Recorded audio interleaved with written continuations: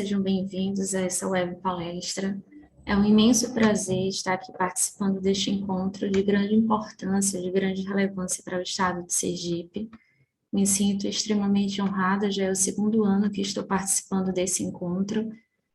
E eu sou a Ana Libório, como a Maísa já falou. Atualmente sou responsável pelo setor de gestão da qualidade do Hospital Universitário do Lagarto, coordenadora do Núcleo de Segurança do Paciente dessa instituição.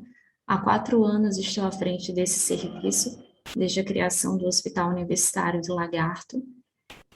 Costumo dizer que ainda sou muito inexperiente, ainda estou caminhando à frente da segurança do paciente, e o objetivo de hoje é compartilhar com vocês um pouco da nossa experiência em relação ao núcleo de segurança do paciente, nesse contexto da pandemia. O dia 17 de setembro comemora-se o Dia Mundial da Segurança do Paciente, e a celebração dessa data possibilita que as instituições elas possam desenvolver ações que reiterem a prática de segurança do paciente. E eventos como esses são muito importantes, porque eles vêm a contribuir com a redução dos riscos e a redução de danos ao paciente, consequentemente refletem na melhoria dos cuidados à saúde e na melhoria da qualidade da assistência. Então, essa palestra, ela está focada na atuação do Núcleo de Segurança do Paciente no contexto COVID, e eu trouxe para vocês aqui alguns dados epidemiológicos. Segundo a Organização Mundial de Saúde, cerca de 10% das internações hospitalares estão relacionadas a eventos adversos, ou seja, aproximadamente 1 a cada 10 internações hospitalares, a cada 10 admissões, resulta em eventos adversos. No contexto da pandemia COVID, é necessário que a gente tenha um olhar mais atento em relação aos riscos assistenciais, em relação aos eventos adversos. Esse olhar ele deve ter uma maior criticidade. Sabemos que esse período foi um período em que os eventos aconteceram com uma maior incidência em virtude da sobrecarga de trabalho. No Brasil, os eventos adversos representam a 5ª causa de morte, e estudos científicos afirmam que 50% dos eventos adversos são evitáveis se a gente conseguir implementar medidas simples e efetivas, como a higienização das mãos, como a aplicação de checklists cirúrgicos, como a identificação de pacientes. Bem, existem vários fatores que podem impactar na qualidade da assistência. E na pandemia, a gente sabe que a qualidade da assistência e o cuidado, eles foram grandemente prejudicados, grandemente fragilizados. Sabemos que a sobrecarga do sistema de saúde, ela foi causada por uma superlotação, em virtude do excesso do número de atendimentos. E a gente sabe também que, em virtude do aumento do número de casos graves, do número de casos complexos, isso acabou levando a uma sobrecarga do sistema de saúde. Além disso, a escassez de recursos materiais, o dimensionamento inadequado de profissionais de saúde, e ao pouco conhecimento que se tinha em relação da patologia, das terapêuticas disponíveis e eficazes, fez com que os ambientes se tornassem muito mais suscetíveis, muito mais propícios ao acontecimento, à ocorrência de incidentes e eventos adversos. Aliado a todos esses fatores, a síndrome de Burnout, ela se tornou um fenômeno mais agudizado nesse período. Os profissionais de saúde, eles passaram a apresentar um certo esgotamento físico e mental, em virtude da sobrecarga de trabalho. E isso impactou diretamente e negativamente na qualidade da assistência e na segurança do cuidado ofertado aos nossos pacientes. Bem, diversos estudos afirmam que durante esse período pandêmico, nossos hospitais tiveram altos índices de infecções relacionadas à assistência à saúde. E as infecções relacionadas à assistência à saúde são eventos adversos. Eventos adversos são eventos que são evitáveis, são indesejáveis, devem ser notificados, mas nem sempre são notificados. Então, ainda existe um alto índice de subnotificação. E nós sabemos que esses eventos estão relacionados a falhas assistenciais. Nesse período da pandemia, houve uma menor vigilância, de acordo com os estudos realizados, das infecções relacionadas à assistência à saúde. E isso aconteceu, sobretudo, em virtude da sobrecarga de trabalho. Além disso, houve também pacientes mais graves, pacientes gravemente enfermos e pacientes com um alto número de dispositivos invasivos, o que tornou esses pacientes mais suscetíveis, mais vulneráveis às infecções. Essas infecções, elas elevam as taxas de morbimortalidade, além disso, elas também aumentam grandemente os custos do sistema de saúde. Um outro fator que impacta diretamente e negativamente na qualidade da assistência, que também pode ser observado nesse período pandêmico, foram as fragilidades dos processos de trabalho. A gente sabe que para que a gente pudesse atender de forma mais precisa a demanda dos serviços de saúde, nós tivemos que fazer a contratação emergencial de profissionais de saúde. Então, esses profissionais, eles foram contratados de forma emergencial. No entanto, os profissionais, eles, por desconhecerem as rotinas, por desconhecerem políticas, protocolos operacionais padrão, e por não haver tempo suficiente para capacitação, para treinamento desses profissionais, houve muitos gaps nos processos de trabalho, houve muitas fragilidades nesses processos de trabalho. Como consequência, isso acabou comprometendo grandemente a qualidade e a segurança do cuidado. Uma outra situação que nós podemos citar é a subnotificação de incidentes e eventos adversos. A subnotificação de incidentes e eventos adversos é muito comum, não somente no Brasil, mas também em outras instituições a nível internacional.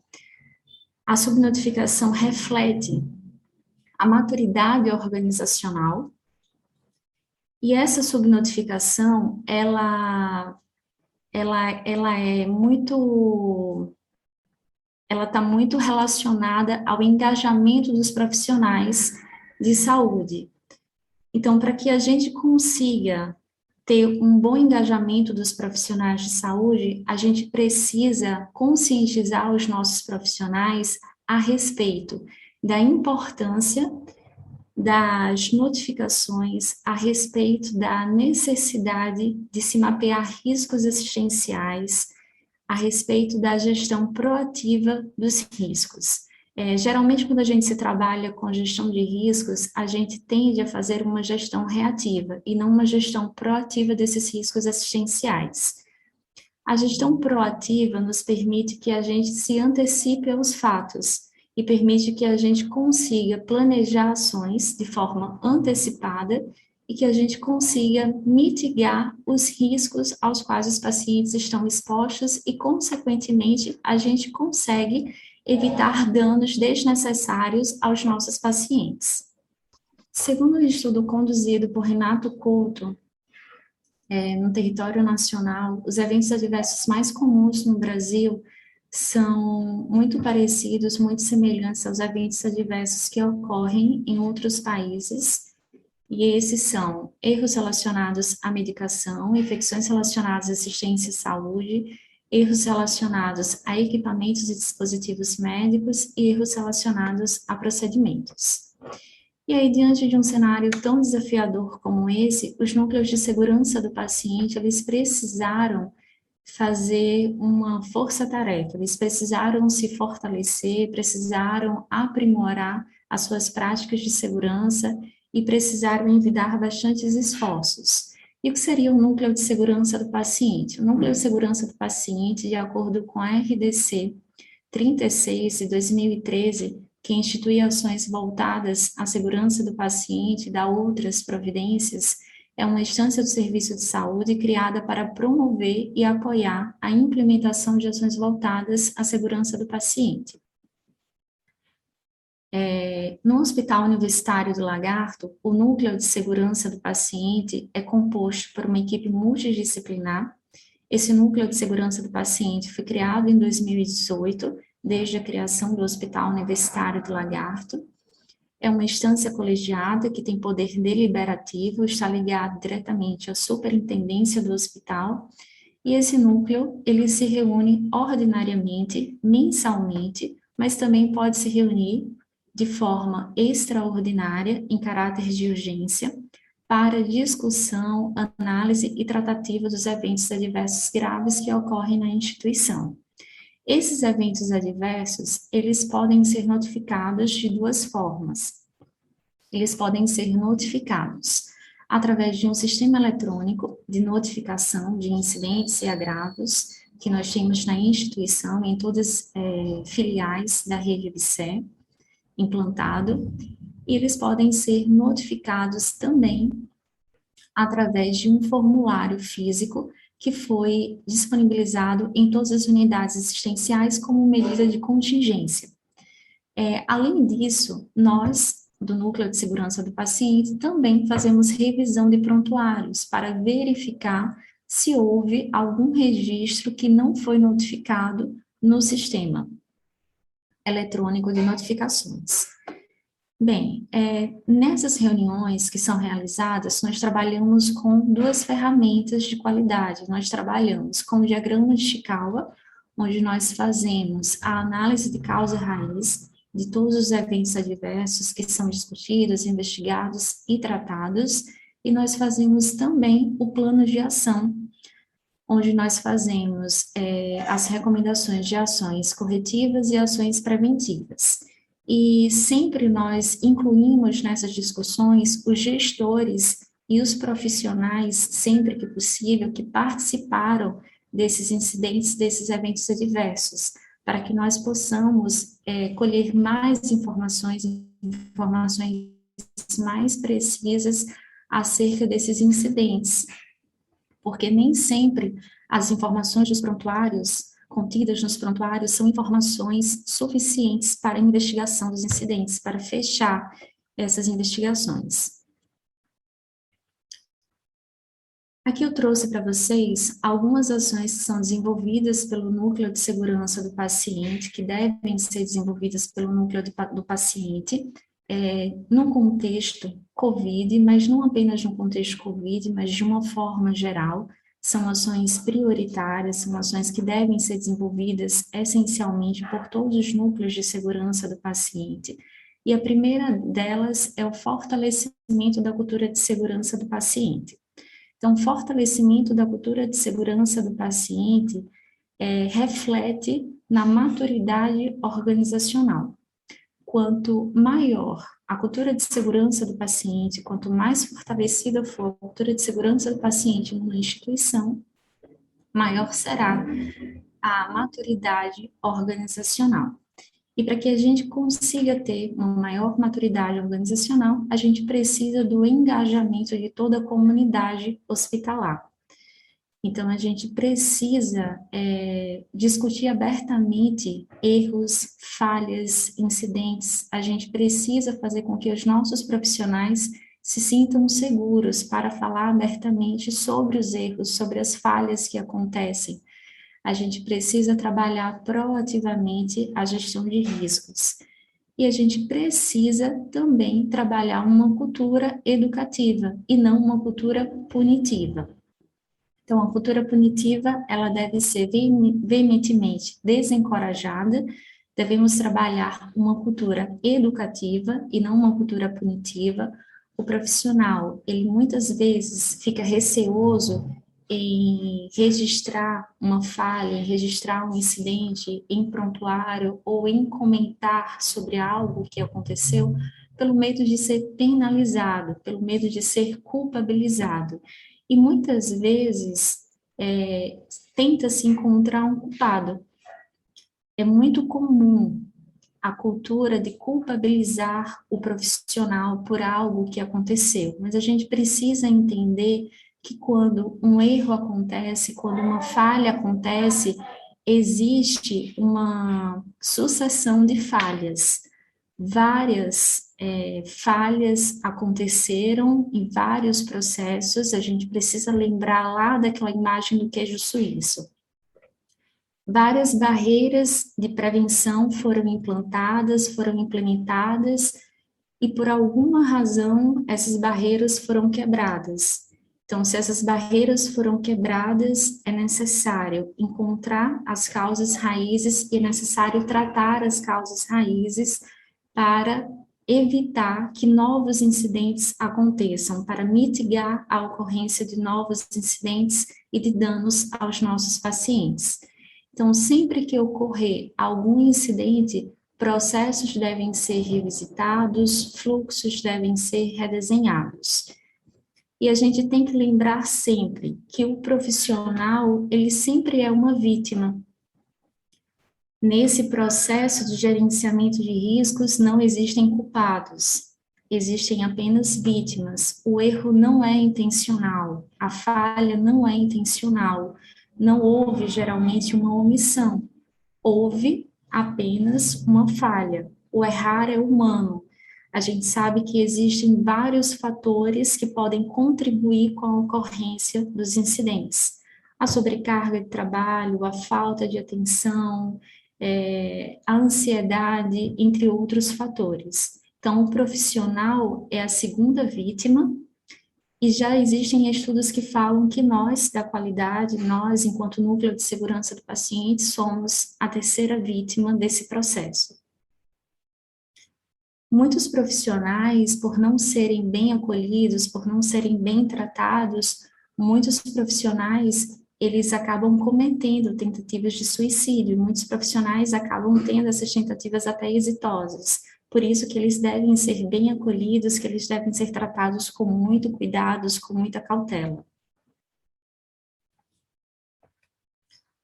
Bem, uma outra ação que deve ser muito tratada com muito cuidado é a questão do anonimato do notificador e do sigilo das informações. Como a Rebeca já havia falado na palestra anterior, a gente deve sempre manter sistemas de notificação que garantam o anonimato do notificador, sejam eles sistemas manuais ou sistemas eletrônicos. E o sigilo das informações devem ser sempre assegurados. A gente não pode, de forma alguma, noticiar quem foi o notificador, a menos que ele requeira, a menos que essa opção seja solicitada por ele. Lá no hospital, existe a possibilidade de que o notificador se identifique. Então, é opcional a identificação do notificador, mas mesmo assim não é divulgado quem foi o notificador quando nós tratamos sobre algum caso, quando nós fazemos a tratativa de algum incidente que foi notificado. Pacientes, eles devem ser vistos como grandes aliados nesse processo de cuidado, nesse processo de gestão de riscos. Eles não devem ser vistos apenas como vítimas dos processos, mas eles devem ser vistos como corresponsáveis pela sua própria segurança. Os pacientes devem ser devidamente esclarecidos, devem ser devidamente informados. Um paciente questionador deve ser um paciente que deve ser visto como uma grande barreira, como a última barreira deste processo. Então, se por acaso o profissional falhou em todas as etapas, se por acaso o profissional deixou de fazer os questionamentos necessários, se por acaso não houve identificação das medicações, não houve segregação de medicações, se não houve se houve quebra de algum processo, o próprio paciente, tendo conhecimento dos processos, o paciente pode sim atuar como uma última barreira de proteção. Desde, é claro, que ele tenha um conhecimento do seu papel, desde, é claro, que ele seja inserido como como, como, como um colaborador, como um grande atuante neste processo. E aqui eu trago para vocês algumas ações que foram desenvolvidas pelo Núcleo de Segurança do Paciente no contexto COVID, relatos de experiências, atuações do Núcleo de Segurança do Paciente do Hospital Universitário do Lagarto. Nesse período, nós fizemos o mapeamento de riscos assistenciais, não somente nesse período, mas já é uma prática do próprio Núcleo de Segurança do Paciente fazer o mapeamento de riscos assistenciais. Claro que, como eu falei para vocês, é muito mais comum a gente ter uma postura reativa do que uma postura proativa, mas trabalhamos também a postura proativa, fazemos a busca de riscos assistenciais através da realização de auditorias, através de inspeções técnicas às unidades assistenciais para avaliação de não conformidades, emitimos relatórios às unidades assistenciais.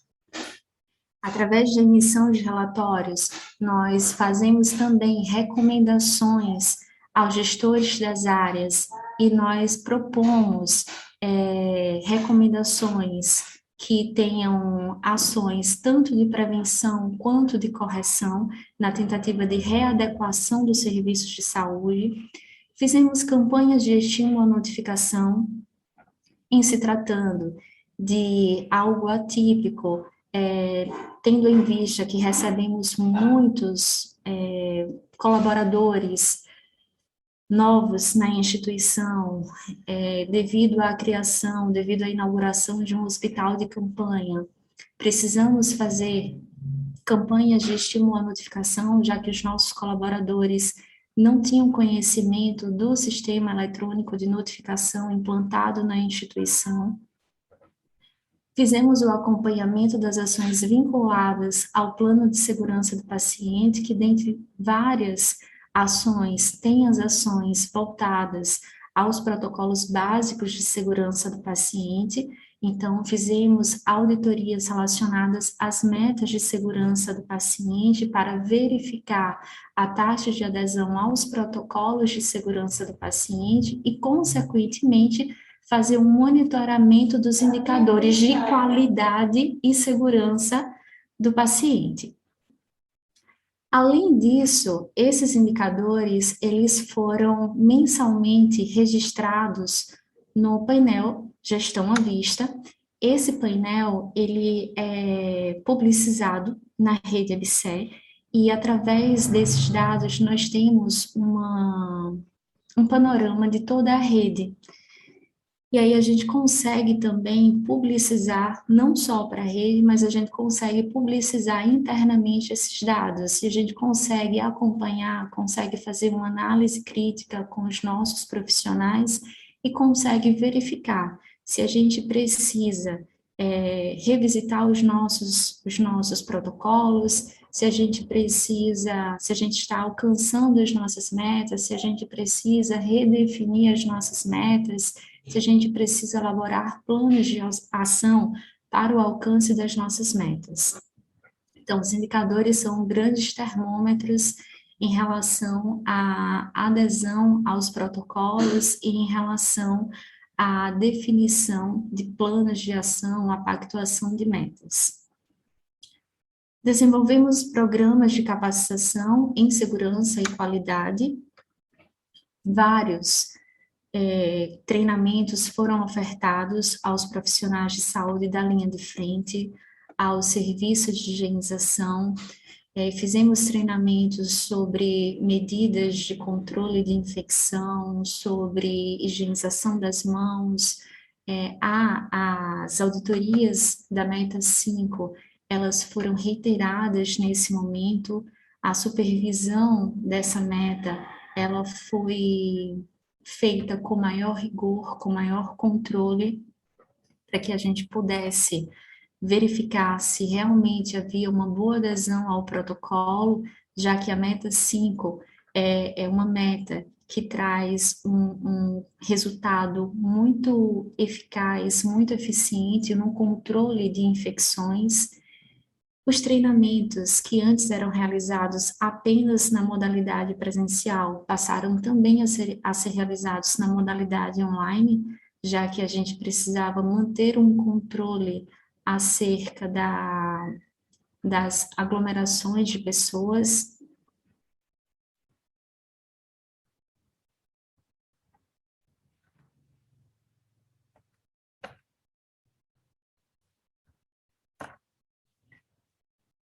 Além disso, investigações sobre incidentes e eventos adversos aconteceram.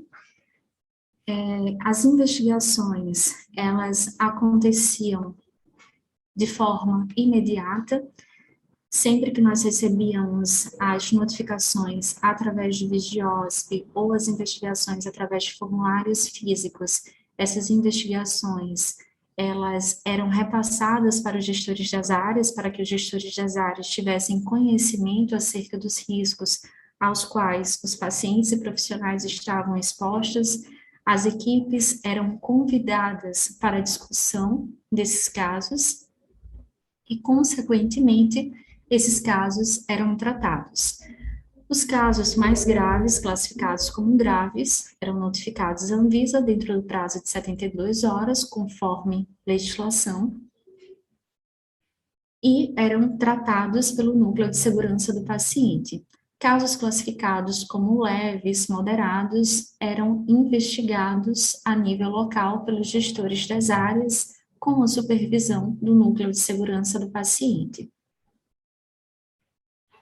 Fizemos também o acompanhamento de alertas sanitários e outras comunicações de riscos divulgadas pelas autoridades sanitárias, incluindo a suspensão de drogas e a notificação ao Sistema Nacional de Vigilância Sanitária dos eventos adversos decorrentes da prestação de serviços de saúde, entre outras atividades que foram realizadas nesse período, entre a confecção de boletins epidemiológicos que eram divulgados ao Estado, entre a notificação e investigação de doenças, agravos, enfim. Aqui eu deixo uma mensagem a título de reflexão, que não existe uma única intervenção médica que consiga salvar tantas vidas como a melhoria da segurança do cuidado e da qualidade da assistência. Então, com essa mensagem, a gente percebe que mesmo que a gente tenha as melhores ferramentas, mesmo que a gente tenha as melhores tecnologias, sempre é melhor trabalhar com a promoção, sempre é melhor trabalhar com a prevenção, com a qualidade e a segurança do cuidado. E agora, nesse momento, eu deixo para vocês o meu contato e agradeço o convite. Meu nome é Camila, né? Eu sou enfermeira aqui da assessoria da qualidade, também responsável pelo núcleo de segurança do paciente do Hospital São Lucas. E Rafaela agora vai se apresentar. Oi, pessoal, eu sou Rafaela, sou enfermeira aqui da qualidade, juntamente com Camila, também sou membro, né, do núcleo de segurança do paciente. Então, o tema proposto, né, para a gente foi os ganhos em implantação do núcleo de segurança de sucesso, né, e a discussão de alguns cases também. Então, nosso núcleo de segurança ele foi instituído, né, em 2013 para atender a RDC 36 e instituir ações de segurança do paciente e melhoria da qualidade dos serviços. Ao longo desses anos, né, nós amadurecemos bastante, né, a nossa cultura de segurança, né, no início é um caminhar, mas fomos amadurecendo ao longo desses anos. O núcleo de segurança ele deve adotar os seguintes princípios: a melhoria contínua dos processos de cuidado, né, e tecnologias de saúde, a disseminação sistêmica da cultura de segurança, a articulação e integração dos processos, né, na gestão de risco e a garantia das boas práticas de funcionamento do serviço de saúde. Os nossos membros do nosso núcleo, os membros executores é formado por uma equipe multidisciplinar, né, que é formado pela enfermeira supervisora da assessoria da qualidade e coordenadora do núcleo, que sou eu, pela enfermeira da qualidade, gerente de enfermagem, enfermeira supervisora do Serviço do Controle de Infecção Hospitalar, a gerente da assistência farmacêutica, diretor técnico e coordenador da gêmea de saídas do paciente e o nosso diretor clínico. E nós temos os membros consultivos, que são os especialistas da equipe multidisciplinar, os supervisores médicos e de enfermagem das áreas assistenciais e os embaixadores de segurança. O que são esses embaixadores de segurança? Anualmente, a gente tem uma eleição e são eleitos 10 embaixadores de segurança. Esses embaixadores de segurança são assistenciais e eles nos ajudam, né, nas ações de segurança e a divulgação das ações para a ponta. Então, as competências é promover ações para a gestão de risco no serviço de saúde. A gente, no início, fez um mapeamento de todos os nossos processos, né, do nosso macroprocesso, e nós desenhamos nossos principais fornecedores, clientes, todas as nossas entradas e saídas da nossa linha de cuidado, e, mediante essas entradas e saídas, nós desenhamos as principais circunstâncias de risco de cada etapa da nossa linha de cuidado. Baseado nisso, nós realizamos os nossos protocolos, né, e as nossas ações, barreiras para essas circunstâncias. Essas ações, né, são desdobradas para a ponta, através dos próprios coordenadores, do núcleo, né, que a gente faz essa promoção, bem como da nossa gestão à vista, né, então todas as unidades, elas têm uma gestão à vista das principais ações e dos principais tópicos, então a gente faz esse desdobramento dessas ações dessa forma. Bem como promover mecanismos para identificar e avaliar a existência de não conformidades nos procedimentos realizados e na utilização de equipamentos, medicamentos e insumos, propondo ações preventivas e corretivas. Então, a gente tem o desenho da nossa cadeia de fornecedor-cliente e nós temos nossas contratualizações, né, entre os processos. Mediante uma quebra dessa contratualização entre os setores, a gente faz a emissão dessa não conformidade. Toda não conformidade, né, passa aqui para o núcleo de segurança e a gente faz a notificação dessa não conformidade, se for necessário, se for para alguma coisa que envolva insumo ou equipamento, a gente faz a notificação para o Notivisa. A gente também tem como competência elaborar, implantar e manter atualizado o plano de segurança do paciente nos serviços de saúde. Então, o principal objetivo, né, dessa política de segurança do paciente é descrever as estratégias, né, e ações visando a prevenção e a mitigação dos eventos. E também um tópico da nossa política de segurança, né, é obrigatória e anual, é a gente fazer a pesquisa de cultura de segurança. Né, ela tem como intuito avaliar a percepção de todos os nossos colaboradores sobre a atitude, né, da segurança desses colaboradores. Então, anualmente, a gente faz essa pesquisa, a gente tem, baseado no número de colaboradores que a gente tem uma amostra. Essa pesquisa é realizada através do instrumento utilizado pelo Healthcare Research and Quality, e anualmente a gente tem esse resultado. Baseado nesse resultado, que a gente consegue observar os nossos pontos fortes e nossos pontos fracos, a gente tem um plano de ação baseado nos pontos, né, que foram considerados frágeis na pesquisa de cultura de segurança. E aí, baseado também na nossa política, a gente tem o plano de segurança do paciente, que é desdobrado através da nossa política. Né? Então, o objetivo é acompanhar as ações que foram traçadas e propostas pela nossa política e ter o acompanhamento de como está a conclusão e o andamento de todas as ações que foram propostas nesse plano.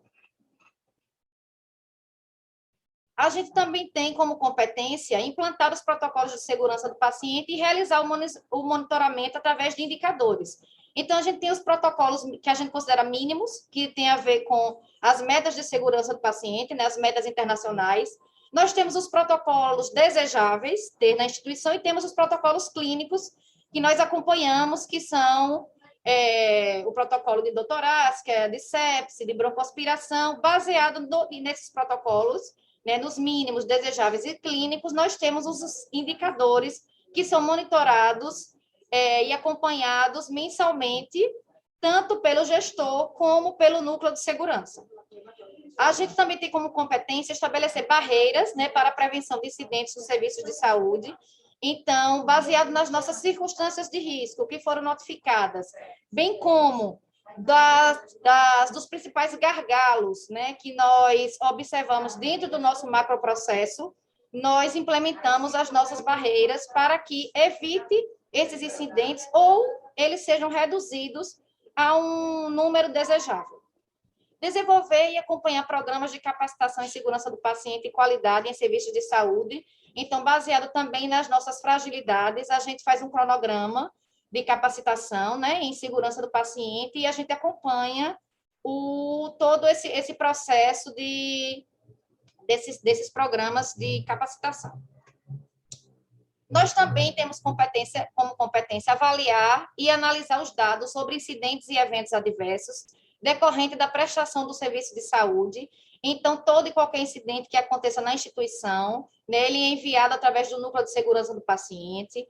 Nós temos duas maneiras de notificar, tanto através do impresso físico, como através do sistema, né, ambos o fluxo, né, e também temos caixas de acrílico para que, se o colaborador ou o notificante desejar ficar, né, sem ser identificado, ele também pode fazer esse tipo de notificação. Então, a gente depois sai recolhendo nas caixas de acrílico, só quem tem acesso a essas caixas de acrílico é o núcleo de segurança. Então, a gente vai lá, recolhe, né, essas notificações no sistema, ou ele pode notificar e entregar. O fluxo aqui a gente vai avaliar, vai classificar. A nossa classificação é de acordo com a classificação internacional, né, da Organização Mundial de Saúde, e aí a gente vai classificar o dano. A depender do dano que tenha acontecido, a gente faz todo um cronograma de investigação, aplica o protocolo de Londres para instituir as ações preventivas para que não venha se repetir mais esse incidente. E também fazemos a notificação, né, no sistema do Notifisa. A gente também tem como competência compartilhar e divulgar à direção, aos profissionais do serviço de saúde, os resultados da análise e avaliação desses dados de incidentes e eventos adversos decorrente da prestação do serviço de saúde. Então, a gente tem uma reunião mensal, né, do núcleo, que também a gente chama de avaliação gerencial mensal dos riscos. Então, essa reunião a gente faz mensalmente e participa aos diretores e aos supervisores quais foram os principais incidentes que tivemos na instituição e o que é que a gente vai adotar de medida para que isso não aconteça mais. E também outra competência, que a gente, como eu já falei, né, mediante a notificação dos incidentes, a gente notifica ao Sistema Nacional de Vigilância Sanitária, né, eventos adversos que foram decorrentes da prestação dos serviços. Então, aí são as nossas metas, né, internacionais de segurança, que a gente acompanha como protocolos obrigatórios e mínimos. E a gente também acompanha, além dos indicadores dos protocolos mínimos de segurança, né, que são de acordo com as metas internacionais, os indicadores que agregam valor ao cuidado, que são acompanhados também mensalmente pelo núcleo, que são a média de permanência nas UTIs adultos, a reinternação nas unidades fechadas, as infecções relacionadas à assistência, a taxa de letalidade, a densidade de incidência de queda, a densidade de incidência de lesão por pressão, a mortalidade operatória, a taxa de mortalidade em sepse e choque séptico, o tempo porta-balão, a profilaxia de TEV, a pesquisa de cultura de segurança, como eu já falei para vocês, que é realizada anualmente, e a qualidade percebida pelo nosso cliente, que é através do NPS. Agora, a Rafaela vai falar um pouquinho sobre os nossos cases assistenciais. Oi, pessoal, bom dia. Eu vou falar um pouquinho em relação, já que o tema da palestra foram cases de sucesso. Nós, através das notificações de evento, né, e dessas AGMs, como a Camila já falou, a gente observa, né, o que está acontecendo, e aí a gente vai, a partir disso daí, fazer nossos ciclos de melhorias. Os indicadores, como a Camila já falou, são os indicadores que agregam valor ao cuidado. A gente observou que, de acordo com as nossas notificações, haviam alguns que precisavam de ser melhorados porque estavam fora da meta. Vou citar aqui para vocês 3, que foi lesão por pressão, infecção de corrente sanguínea e perda de sonda lateral por obstrução relacionada a medicamento. Em relação à lesão por pressão, né, nós traçamos o PDSA, que a gente chama, que é o ciclo de melhoria. Aí a gente identificou o problema, que foi a densidade e incidência de lesão por pressão fora da meta, que a gente acompanha mensalmente, né? Como vocês sabem, a gente faz parte do sistema da Rede Dó, e nós temos um caderno de indicadores, onde a gente também é monitorado por uma qualidade corporativa, e a gente tem que alimentar esse sistema todos os meses, e a partir daí é que a gente tira a nossa meta. Em relação ao planejamento, a gente observou nossa situação entre 2018 e 2019. Né? Em 2018, nós tivemos baixa adesão aos protocolos de prevenção de lesão por pressão e densidade de lesão fora da meta. E a partir disso daí, em 2019, nós observamos, né? E aí a gente tinha uma proposta de reduzir em 60% a densidade de incidência de lesão por pressão para que a gente ficasse dentro da meta estabelecida. Desenvolvimento. Quais foram as ações que a gente, né, desenvolveu ao longo desse período para poder chegar no nosso proposto, né, que é diminuir em 60% a incidência? Elaboração e implantação de relógios de sinalização da mudança de decúbito em cada leito, né? Porque antes a gente tinha essa proposta, né, nos leitos de UTI, e aí a gente implementou e expandiu, né, essa ação para todos os leitos das nossas unidades. Mudança de rotina e material de troca de fixação da sonda nasointeral. A gente usava uma fixação que mantinha o dispositivo, né, mais perto da narina do paciente, aí a gente implantou um outro adesivo que deixa o dispositivo flutuante. Padronização de cobertura específica para proteção de pavilhão auricular, né, para pacientes que usavam oxigenoterapia através de catéter tipo óculos, através de algum tipo de máscara. Projeto de auditoria focada nos pacientes de brado e de alto risco nas UTIs. Nós implantamos um grupo que a gente chamou até de esquadrão da lesão, né, que a gente envolveu todo o núcleo de segurança, e aí a gente ia nas UTIs, fazia entrevista com os colaboradores, né, para saber quais eram as dificuldades. A gente também mostrava imagens de lesões que já aconteceram dentro dos setores, né, para a gente poder saber identificar o que é que estava, né, acontecendo, que os protocolos não eram cumpridos, né, inteiramente. Sensibilização da equipe através da exposição das imagens de lesão por pressão desenvolvidas na unidade, que foi como eu já disse para vocês, né, que era nesse esquadrão. Revisão do protocolo de prevenção de lesão por pressão e implantação do recordatório, que é um impresso onde a gente registra, né, a questão da mudança de decúbito, toda a questão da pele em si, focado no único impresso. Né? Todo paciente tinha que ter isso no prontuário. Estudo dos resultados.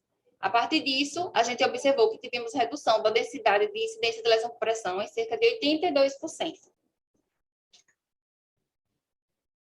E o nosso grande desafio, né, que é manter a equipe engajada com as ações instituídas para a redução das densidades das lesões, porque a gente sabe que cultura de segurança está no nosso dia a dia, mas, infelizmente, é um desafio diário, né, a gente manter o engajamento da equipe nisso daí, para poder dar continuidade, né, a tudo que a gente colocou em ação. Agora eu vou falar um pouco em relação à infecção da corrente sanguínea.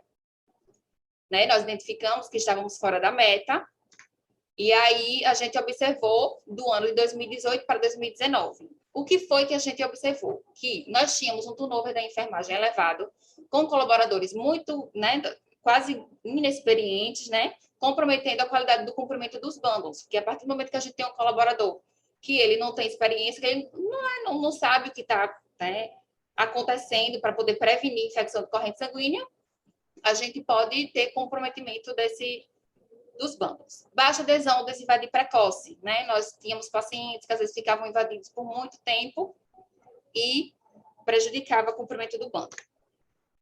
O que foi que nós fizemos, né, de 2018 para 2019?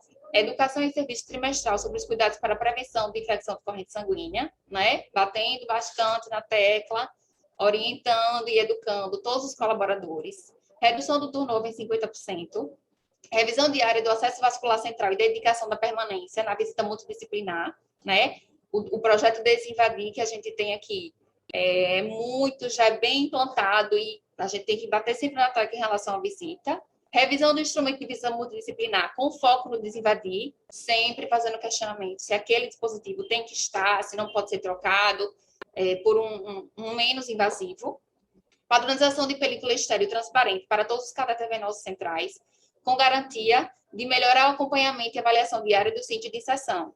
Nós, né, tínhamos a padronização era fazer aquele curativo, né, com gás e esparadrapo, e aí a gente mudou para essa película, que a gente consegue observar o ósseo, né, se tiver algum sinal flogístico, a gente já consegue agir a partir desse momento. Substituição do uso de oclusores por dispositivos valvulados, que a partir do momento que tem essa válvula, a gente diminui muito a manipulação, porque não precisa estar tirando e colocando esse oclusor, né? E padronização de suave de álcool para asepsia das conexões antes da manipulação dos catéteres. Porque a gente, né, tem com a prática de usar o algodão e o álcool, acaba manipulando mais ainda, né? E aí, com esse suave, a gente só retira da embalagem e vai e faz a higienização. Olhando para os nossos resultados, nós tivemos uma redução de 71,94% nas infecções de corrente sanguínea. E, novamente, né, os nossos desafios, que são manter, né, a taxa de invasividade do catéter venoso central baixa e reduzir o tempo de permanência dos catéteres venosos centrais. Agora eu vou falar um pouquinho em relação à perda de sonda nasoenteral por obstrução. Nós observamos que nós tínhamos, a grande maioria das nossas perdas de sonda eram ocasionadas pela administração de medicamentos, e não por ou tracionamento ou por obstrução relacionada à manutenção em si da sonda.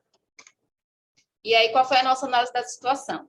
A gente observou prescrição médica de medicamentos contraindicados para serem administrados por sonda, dificuldade para maceração dos medicamentos com o uso do grau e pistilo e frequentes obstruções de sonda ocasionadas por medicamentos. Execução do plano, que foi o que nós fizemos. A aquisição de trituradores para o preparo de medicamentos antes de administrá-los e treinamento da equipe quanto ao manuseio dos trituradores. Esse triturador, a gente implantou aqui e aí ele é como se fosse um grampeador. Não precisa de um colaborador manipular a medicação, tirar da embalagem, né, e colocar no grau e pistilo, porque muitas vezes, ao manusear, né, o grau, tem gente que não tinha tanta destreza assim, e aí acaba ficando pedaços das medicações, e com esse triturador, né, a gente vai como se fosse batendo, né, no medicamento, e aí ele fica em formato realmente de um pó. Benefícios do triturador. Tritura os comprimidos de forma rápida e suave, utilizando sachês de plásticos específicos, altamente resistentes a furos e rasgos, evitando o desperdício de medicamentos e entregando a dosagem completa ao paciente. Exige um mínimo esforço do operador, uma vez que basta colocar o comprimido e a embalagem e baixar a alavanca, e por ser fabricado em metal, ele não é corrosivo, é simples de limpar. Ele elimina também o risco de contaminação cruzada de medicamentos, favorecendo a segurança do paciente. Como foi que a gente executou esse plano? Acompanhamento farmacoterapêutico dos pacientes em uso de sonda. Elaboração e divulgação de vídeos educativos para o corpo clínico, alertando quanto aos riscos ocasionados pela prescrição de medicamentos que não podem ser administrados por sonda. Treinamento da equipe sobre a administração segura de medicamentos por sonda. Orientação de alta de todos os pacientes em uso de sonda pela farmácia e pela enfermagem. O que é que a gente observava? Que, às vezes, tinha uma medicação que era de alto risco e também não estava sinalizada na prescrição médica. E acabava sendo prescrito, a equipe de enfermagem, né, não tinha curiosidade de questionar o farmacêutico ou não, e aí acabava sendo usadas essas medicações de alto risco. Estudos resultados. A eliminação de 100% das obstruções de sonda ocasionadas por medicamento. Hoje temos relacionado apenas ao uso do Nexo, o qual não pode ser macerado utilizando o triturador. Geração de receita, pois os sacos plásticos utilizados para a maceração dos medicamentos serão cobrados nas contas do paciente. Otimização do tempo da equipe de enfermagem na maceração dos medicamentos, visto que o uso do triturador torna o processo muito mais ágil em relação ao uso do grau e pistilo. Eu, novamente, volto a falar, o colaborador não precisa ficar lá macerando e mexendo naquela medicação. Maior segurança no processo dos medicamentos, trazida pelos benefícios que o uso do triturador proporciona a esse processo.